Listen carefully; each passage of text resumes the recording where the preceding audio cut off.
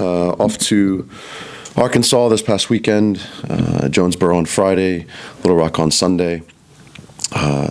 Not as many points away from the weekend as we had hoped for. Disappointing result after a interesting decision and on Friday that led to a penalty.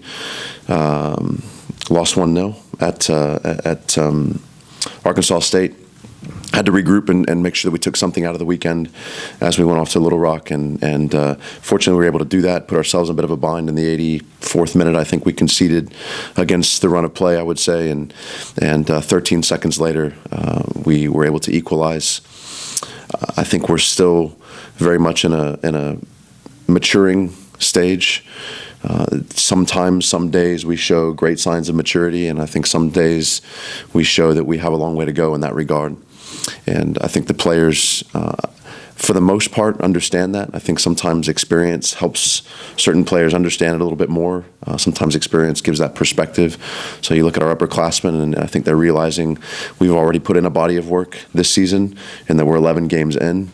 So we have enough to be able to evaluate what we've done, where we're going, and where we are right now at the same time. And I think sometimes younger players who are not able to draw on as much experience, it takes them a little bit longer. And we're in that time frame right now where it's going to have to start to make sense for us as a whole, and we're just going to have to start putting our best foot forward.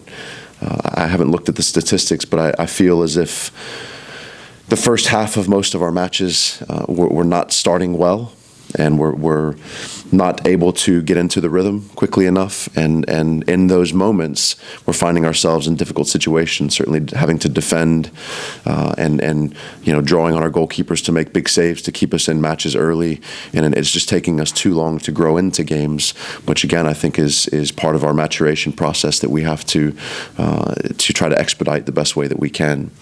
We've got to start to get more results. 2 points on 3 matches in a tight conference just simply isn't going to be good enough.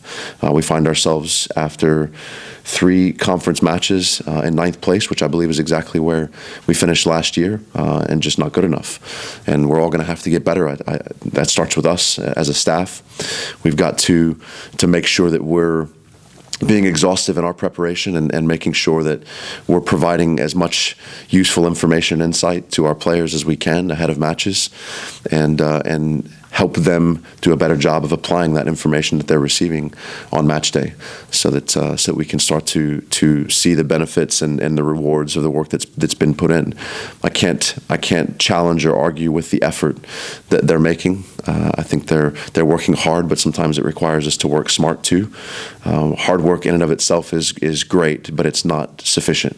There's got to be the application of intellect within the context of the game, and we've got to do a better job with that.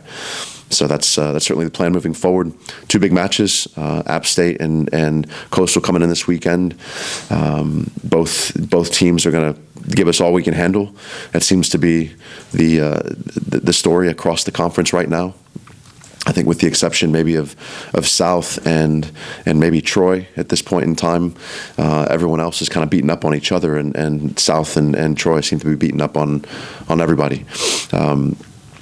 So it's going to be an interesting October, right? We start October tomorrow, and during the month of October, we're going to see a lot of what we're made of. And at the end of October, we have to hope that we're in position to go and compete for a Sun Belt title.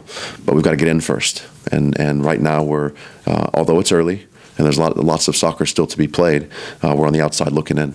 So, offensively, just 1 goal over the last 3 games, your first 3 conference games. Kind of what's been the biggest issue you see there? They're not hitting the back of the net. I mean, we had 2 very, very clear opportunities yesterday to score, and we missed the frame. They don't go in, right, if they're not on frame. Also, they don't go in if you don't take them, right? I think Michael Jordan said that. So apparently he knows something about how to score points. So we've got to do a better job of not just creating goal-scoring opportunities, but being opportunistic with those opportunities. And I think at this point in time, there's still a little bit of indecisiveness a little bit of maybe lacking a little bit of confidence in there, coming off of a team that really hadn't scored a whole lot of goals in the last calendar year. And so all that we've done in 2 weeks is train and compete in the attacking and defensive 18-yard boxes. So we're trying to expose them to those decisions, those game-like decisions in those spaces that are so critical as often as we can.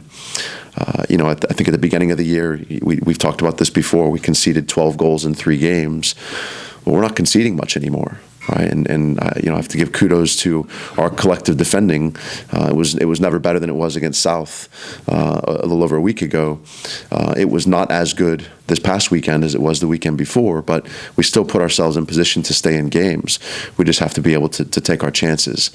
And again, I think we're creating enough opportunities into the final third, but those final third possessions have to turn into final 18 entries, which have to find their way on the end of composed players. And right now we're having a hard time connecting all those dots. This might sound like a weird question, but is the reality of ties easier to accept just because of soccer being like a lower scoring game? I don't know. I can tell you most of the time ties feel like losses to me.